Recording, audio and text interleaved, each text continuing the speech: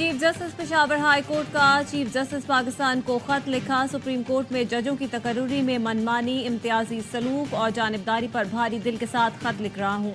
Seniority, अहलियत, दस्तियाबी के बावजूद मेरे नाम पर क्यों गौर नहीं किया गया। सुप्रीम कोर्ट में 4 आसामियां थी। बलोचिस्तान हाई कोर्ट के जस्टिस नईम अख्तर अफगान की तैनाती से एक आसामी पुर की गई। एक आसामी पर तकर्रुरी के फैसले ने परेशान और हकीकी जवाबात की तलाश में छोड़ दिया। पाकिस्तान के तमाम हाई कोर्ट्स में दूसरा सीनियर तरीन चीफ जस्टिस हूँ। तवक्को थी सुप्रीम कोर्ट के जज के तौर पर तकर्रुरी के लिए फहरिस्त में शामिल किया जाएगा। मेरे पास ऐसे राब्तों की कमी है जो ऐसी तकर्रुरियों में किरदार अदा करते हैं। ज़मीर की वजह से मजबूर हूँ कि अपने इदारे के सामने हकायक कलम बंद करूँ।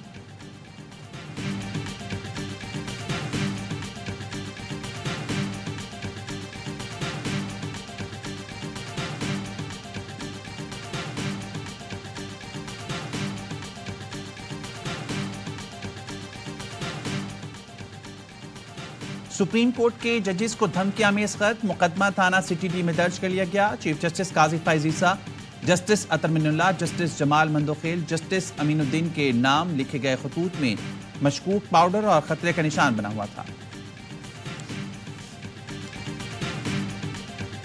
चीफ जस्टिस पाकिस्तान का 6 जजों के खत पर फुल कोर्ट बनाने का इशारा। आज खुद नोटिस की समाअत के दौरान कहा, फुल कोर्ट ना बनाने की वजह जजेस की अदम दस्तियाबी थी।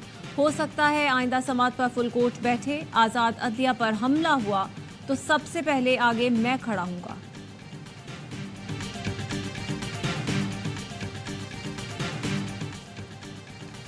कभी नहीं कहा किसी दबाव में था। अगर कोई दबाव था तो मेरे जमीन का था। जो कहा उस पर असूली स्टैंड लिया। जो कहना था वो खत में लिख दिया। केस के मेरिट पर खत लिखा है। जस्टिस रिटायर्ड तसद्दुक हुसैन जिलानी की एवेन्यू से गुफ्तगू। कहा, रिटायर्ड जज हूं, मीडिया पर नहीं आ सकता। आज भी अदलिया के कोड ऑफ कंडक्ट का पाबंद हूं। फैमिली जराये का कहना है जस्टिस रिटायर्ड तसद्दुक हुसैन जिलानी को वजीर कानून आजम नजीर तार ने इंक्वायरी कमीशन के TORs व्हाट्सएप पर पढ़कर सुनाए। फैमिली जराये ने यह भी बताया इंक्वायरी कमीशन TORs में कोई रद्दबदल नहीं हुआ। जस्टिस रिटायर्ड तसद्दुक हुसैन जिलानी ने TORs कबूल ही नहीं किए।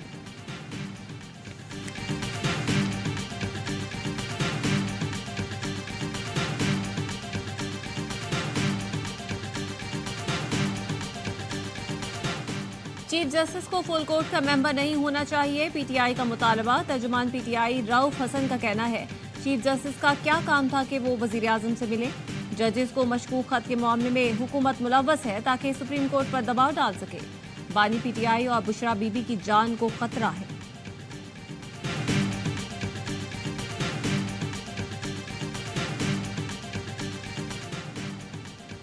पाकिस्तान के साथ सिक्योरिटी पार्टनरशिप तरजीह रही है। अमेरिका और पाकिस्तान की सिक्योरिटी पार्टनरशिप बढ़ाने के लिए काम जारी रखेंगे। तर्जुमान अमेरिकी महकमा खारजा मैथ्यू मिलर कहते हैं, पाकिस्तान में हर एक के साथ कानून के मुताबिक सलूक होते देखना चाहते हैं। अमेरिका में सिख रहनुमा कातिलाना हमले में मुलविस भारतीय खुफिया एहलकारों के सवाल पर मैथ्यू मिलर ने कहा, भारतीय हुकूमत ने वाज़ेह किया है कि तहकीकात देखना चाहते हैं।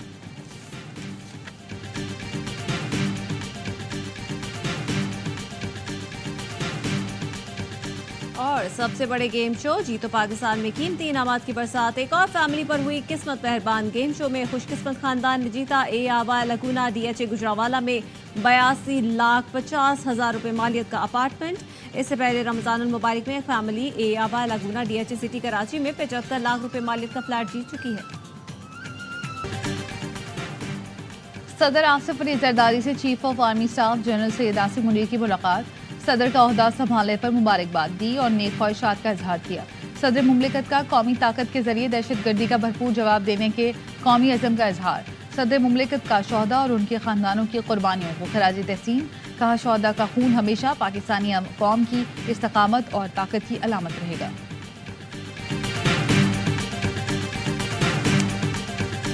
और मेरा कसूर सबसे बड़ा ये था कि मैंने अपने कायद इमरान खान को इस मुश्किल वक्त में छोड़ने से इनकार किया और ना मैं छोड़ूंगा। डाकुओं के टोले में शमूलियत ना करना मेरा कसूर था। मुझ समेत मेरे बच्चे दरबदर हैं। वालिद और बहनों को धमकाया गया। वालिद से कहा बहनों के घर जाकर तोड़ फोड़ होगी। हमारा अजहर की प्रेस कॉन्फ्रेंस। कहा बहनों के घर छापे मारे गए, तूफाने बदतमीजी की गई। बानी PTI को छोड़ा ना ही छोड़ूंगा। आईजी पंजाब ने सिर्फ 23 मुकदमात का झूठ बोला। वकला की टीम उनके खिलाफ तौहीन अदालत का केस दायर करेगी।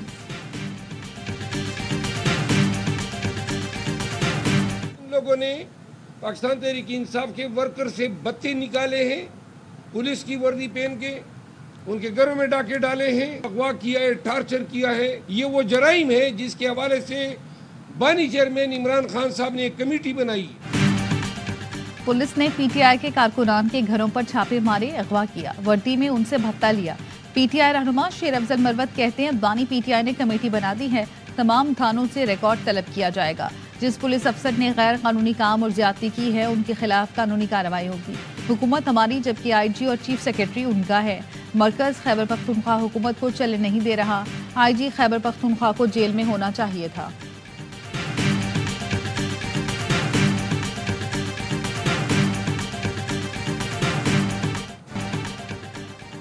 कराची में डाकू राज बरकरार, हुकूमत के दावे धरे के धरे रह गए। अफ्तार से पहले डाकुओं के हाथों मजीद 2 शहरी कत्ल।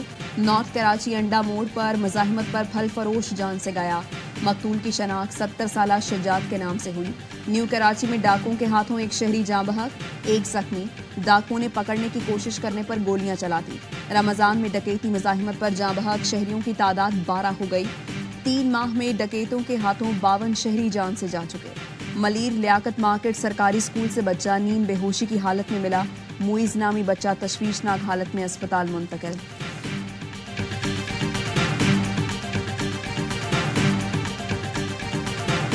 वज़ीर दाखिला सिंध का ये बयान है ना, बेहिसी और मुजरिमाना गफलत, महंगाई, बेरोजगारी का जवाब बना के कोई भी लूट मार करे। अब इसका मतलब तो ये हुआ कि ये सारे जो गैंग्स हैं ये भी हुकूमत की बराह रास्त सरपरस्ती में काम कर रहे हैं। कराची में स्ट्रीट क्राइम, एमक्यूएम ने सिंध हुकूमत को आड़े हाथों ले लिया। फारूक सत्तार कहते हैं स्ट्रीट क्राइम पर वज़ीर दाखिला का बयान बेहिसी और मुजरिमाना गफलत के बराबर है। इसका मतलब है जो लूट मार कर रहे हैं ये हुकूमती सरपरस्ती में कर रहे हैं। आवाम को जराइम पेशा नासिर के रहमो करम पर छोड़ दिया गया। गवर्नर सिंध कामरान टिसोरी बोले परसों स्ट्रीट क्राइम के खिलाफ बयान दिया, जवाब आया अपने काम से काम रखें। वज़ीर दाखिला ने कहा जहाँ कारोबार होगा वहाँ क्राइम होगा। दुनिया में ऐसा नहीं होता। सूबे में कच्चे के डाकुओं का असर भी बढ़ रहा है। वसीम अख्तर का कहना है जरदारी और बिलावल जरदारी से अपील है कराची में स्ट्रीट क्राइम की वारदातें बंद कराएं। ये सूरत हाल रही तो कराची में कौन सरमायाकारी करेगा।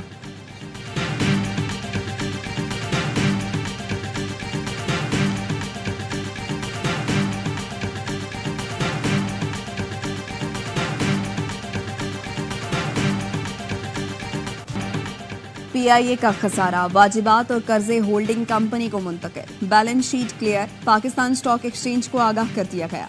निजकारी हुकाम के मुताबिक पीआईए एविएशन के बड़े सरमायाकारों के लिए पुरकशिश मौका है। निजकारी के बाद पीआईए यूरोप के रूट्स खोले जा सकेंगे। पीआईए को कोर अंडरटेकिंग और नॉन कोर होल्डिंग कंपनी में तकसीम करने की मंजूरी। कोर अंडरटेकिंग के 51% शेयर्स फरोख्त किए जाएंगे। नॉन कोर होल्डिंग कंपनी में रिस्ट्रक्चरिंग करने का फैसला किया गया है।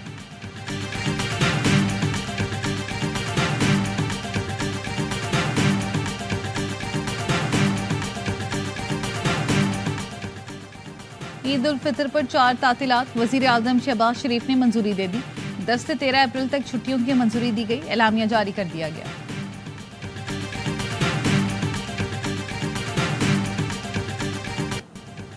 इस्लामाबाद में अफ्तार से पहले मूसलाधार बारिश, कई इलाकों में गालाबारी भी हुई। बारिश और ठंडी हवाओं से शहर इक़्तिदार का मौसम खुशगवार।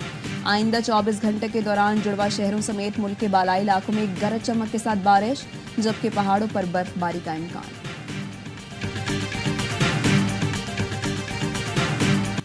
पाकिस्तान पीपल्स पार्टी के बानी साबिक वज़ीर आज़म शहीद जुल्फ़िकार अली भुट्टो की 45वीं बरसी आज मनाई जाएगी।